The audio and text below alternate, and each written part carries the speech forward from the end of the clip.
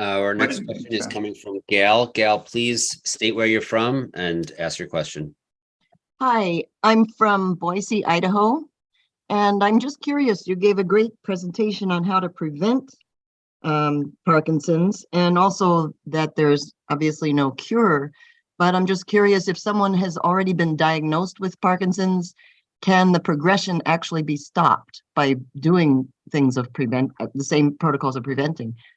Yeah, so it's never been studied. And I think that's an indictment on us, us, the research community, that we're not evaluating what's the effect of air pollution. So we know there've been a couple studies in air pollution suggesting that people with Parkinson's exposed to high levels of air pollution are increased risk for having hospitalizations. But if I had 60% of my nerve cells that produce dopamine in my brain died off because of environmental risk factors or genetic factors, I would be really concentrating on how to protect those remaining 40%. And I think breathing clean air, avoiding any exposure to pesticides. We mentioned, on your yards, we didn't talk about golf courses, but that's another means by which people are exposed to them. Some live in rural areas and they're sprayed, and communities where pesticides are still sprayed. I would think about ways of mitigating my exposure to pesticides. And I'd make really sure that I didn't live near a dry cleaning or industrial or military site that was contaminated with TCE. There are tens of thousands of these sites throughout the United States. If I lived near one of these facilities, I'd have my indoor air tested to make sure that I'm not still being exposed to chemicals that are very likely damaging to the nerve cells in my brain that are important for Parkinson's disease. One thing that people can do, in addition to doing all those things to mitigate risk factors, is exercise. As I mentioned, decreased risk of Parkinson's. Exercise, vigorous exercise, enough to make you sweat a little bit, likely releases growth factors in the brain that protect the remaining nerve cells that people have. That's another way people who have the disease can help modify their disease course. Thank you very much. And Doctor, you mentioned how when you actually start seeing symptoms, it is a long time since you started losing those nerves. About 60, you have to lose 60%. But how long does it take to be exposed to these chemicals and have the onset of the disease? So we don't know. If you look at every dollar that's spent on Parkinson's research, only 2 cents is spent on preventing Parkinson's disease. So out of every dollar spent on Parkinson's research, only 2 cents is aimed at trying to prevent the disease. In medicine, we know we have this dose-response relationship, that the larger the dose, the greater the likelihood of response. So we know, for example, in smoking, the more cigarettes you smoke, the higher your risk of developing lung cancer. We also know in smoking that the sooner you stop, the sooner you can get down to almost a average person's risk of smoking. And we know that, within seconds of you smoking your last cigarette, that levels of carbon monoxide, for example, in your blood decrease. So I can't give you a straight answer on how much dose you need. We know that farmers, for example, are at about 150% increased risk of developing Parkinson's disease. People who live in rural areas and get their water from wells is about 75% increased risk of developing the disease, suggesting that there's a dose-response relationship with pesticides. I think it's pretty clear that there's likely a dose-response relationship with air pollution, and likely a dose-response relationship with exposure to this dry cleaning chemical also used in decreasing. And what about head trauma and its effects on Parkinson's? Like someone like Muhammad Ali was famously at least thought to have Parkinson's disease, and it was believed from the boxing. And then we have football players having issues from concussions and heading the soccer ball for soccer players. Is that the same disease, and how much of a role does head trauma play in Parkinson's disease? Yeah, so our book devotes a whole chapter to it. Michael Oken wrote a piece, one of the co-authors, about Muhammad Ali's Parkinson's disease, and with his family's permission, he helped care for Muhammad Ali, and so he thinks that head trauma played a role in the development of his disease. And we know that a significant head trauma or even repeated head trauma increases your risk of Parkinson's disease and other brain disease, especially dementia and Lou Gehrig's disease or ALS. We also know that head trauma has a synergistic effect with other environmental exposures like pesticides. So, if you give a laboratory animal head trauma and pesticides, I know it's not very nice, their risk of developing Parkinson's disease is amplified. And so we also know, like, again, the smoking analogy, only 10% of smokers develop lung cancer. Not every farmer is going to develop Parkinson's disease. Not every pesticide worker or landscaper on a golf course is going to develop Parkinson's disease. Your risk is higher. There have to be other environmental and genetic and likely chance or bad luck factors that explain why certain individuals who are exposed to these chemicals develop the disease and why some don't. Tell us about the current treatment for Parkinson's disease and what future medicines look like. And are there any natural approaches? So the best natural approach is to exercise. So I tell people with Parkinson's disease, if they can, they should exercise at least an hour a day. And if I had Parkinson's disease, I would exercise at least 2 hours a day. And so walking, jogging, swimming, bicycling with your helmet, ballroom dancing, yoga, tai chi have all had demonstrated benefits for Parkinson's disease. As I alluded, Parkinson's disease is loss of dopamine-producing nerve cells in the brain. The most effective medication developed in the 1960s, if you can believe it, is a medicine called levodopa, which replaces it. And for individuals with Parkinson's disease, the benefits can be quite significant. Like all medicine has some short-term and some long-term side effects. And the disease progresses over time, which makes the response to medication less than optimal. And then for about 5 or 10% of individuals who have Parkinson's disease and respond to medication but developing complications, surgical treatments like deep brain stimulation can be highly effective and sometimes even transformative for some individuals with the disease. Our next question comes from Melanie. Melanie, please state where you're from and ask your question. Hi, thanks for taking my question again.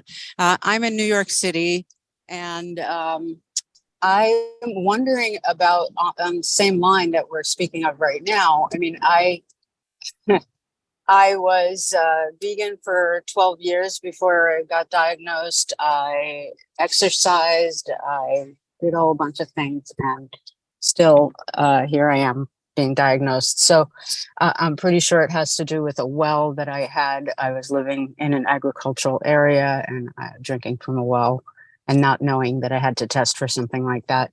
But I wonder about, ways to address it that are not levodopa, because I'm trying to avoid levodopa, and I have this sense that I will develop dyskinesias if I do, and I definitely think that that's much worse than the tremors I currently have.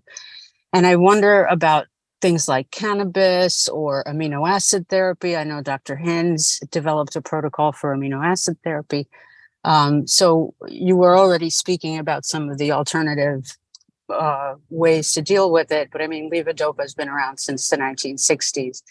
Isn't there anything new we can do that's not cutting our head open and planting a brain implant, Yeah, so we needed, as you allude to it, the most effective treatments for Parkinson's disease are old, and it's an indictment of researchers like me that we need to come up with more effective treatments.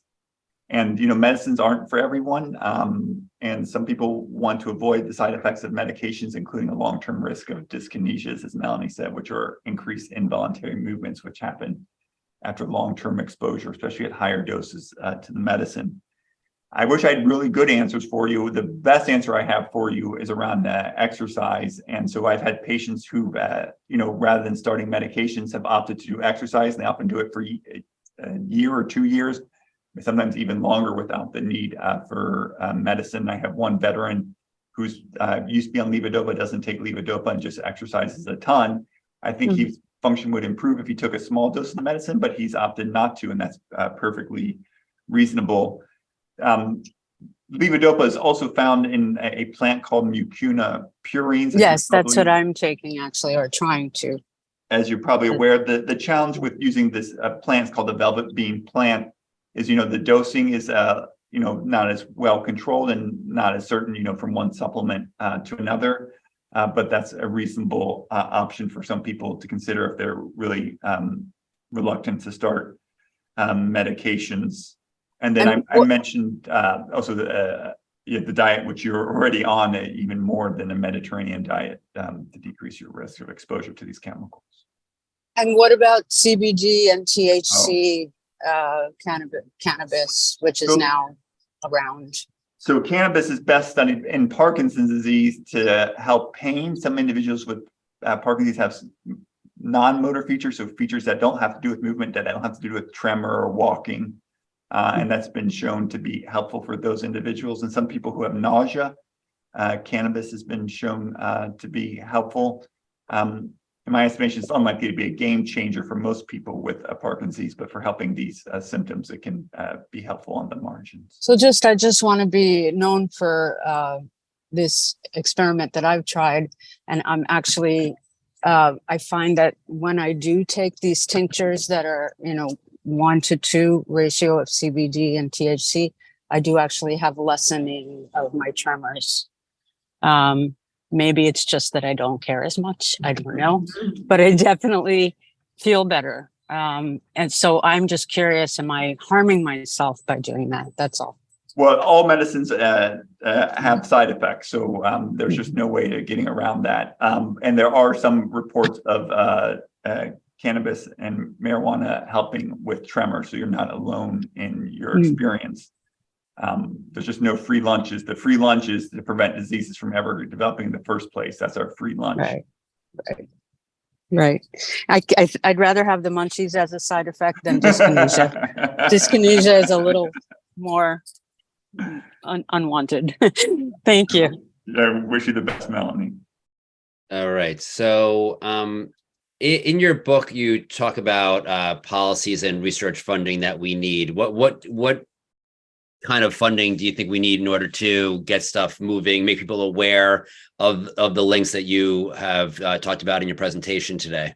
Well, and to get it and get stuff done so that we can rid ourselves of these chemicals once and for all. Well, we saw what an Operation Warp Speed did for COVID. Why don't we have an Operation Warp Speed for brain diseases? I highlighted that the NIH spends 1% of what 1% of what Medicare spends caring for people with the disease. What if we flipped it around? What if NIH spent $25 billion in developing new ways to prevent and treat Parkinson's disease, and we only spent 1% of that money on caring for people with the disease? We mentioned the success of $2 billion of NIH funding per year for HIV, and how many of us live free of HIV? How many of us don't have HIV because of increased research funding and because of the work of activists? There are certainly some of the people listening here or be listening previously that don't have HIV because of our significant investments in HIV. NIH spends only 1/10 the amount on Parkinson's as it does on HIV, and Parkinson's affects roughly the same number of Americans as HIV does. We're letting a chemical company sell paraquat, and the company, according to The Guardian, makes about $400 million in revenue on paraquat. If paraquat only accounted for 2% of people with Parkinson's disease, Medicare would be spending more per year than the company that makes paraquat does in its global sales, not profit sales, of the pesticide, the weed killer. If we make investments in preventing disease, we'll reap enormous benefits in long-term health, decreased health expenditures, and a happier and healthier population and more productive population than we currently are doing right now. If we got rid of these chemicals in our environment, would we end Parkinson's disease? I think Parkinson's disease would be really, really rare. I mean, Dr. Parkinson said it was rare in 1817. None of the, people were in their 60s, 70s, and 80s in the 1800s. George Washington died at 67. John Adams at age 90 was writing letters to Thomas Jefferson, age 84. Neither of them had Parkinson's disease. Ben Franklin, Abigail Adams, none of them had Parkinson's disease. In fact, I only know who the first American to be diagnosed with Parkinson's disease was. Diseases like Parkinson's disease are likely a product of our modern society. There's no recounts of Parkinson's disease like in the Bible. I mean, the Bible has stories of epilepsy and heart attacks and things like that, but doesn't have Parkinson's disease in it. I think we could easily have a world where Parkinson's disease is incredibly rare instead of incredibly common. Okay. Now you mentioned about organic food and rinsing your food off. the EWG talks about, has their green 15. I'm sorry, their clean 15 and their dirty dozen. The clean 15 being food that you can get conventionally, which probably has pesticides on it, but isn't going to necessarily have an impact on you. What do you think about eating conventional foods that are labeled okay to eat with low toxicity?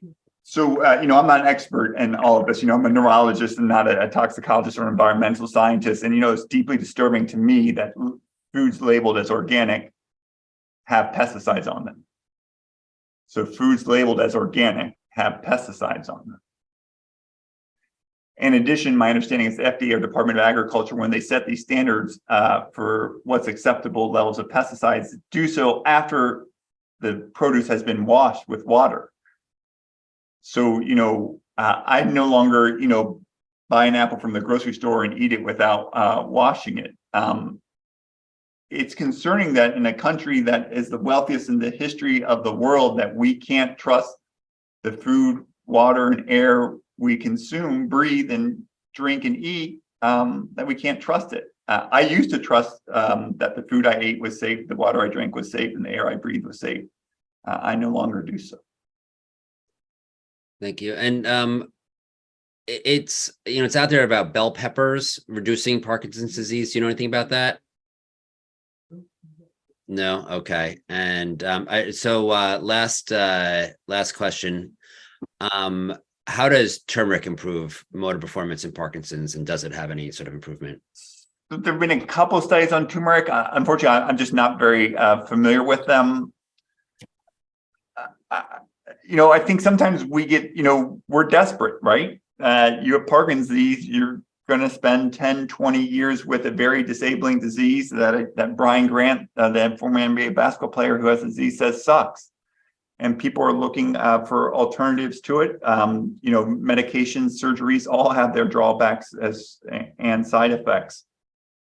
I think we need to really think about working really hard to create a world where we don't have these diseases. I mean, who wants to be cured of breast cancer? I mean, who wants to be disfigured? Who wants to be radiated? Who wants to be filled with toxic drugs? Who wants to have their hormones manipulated?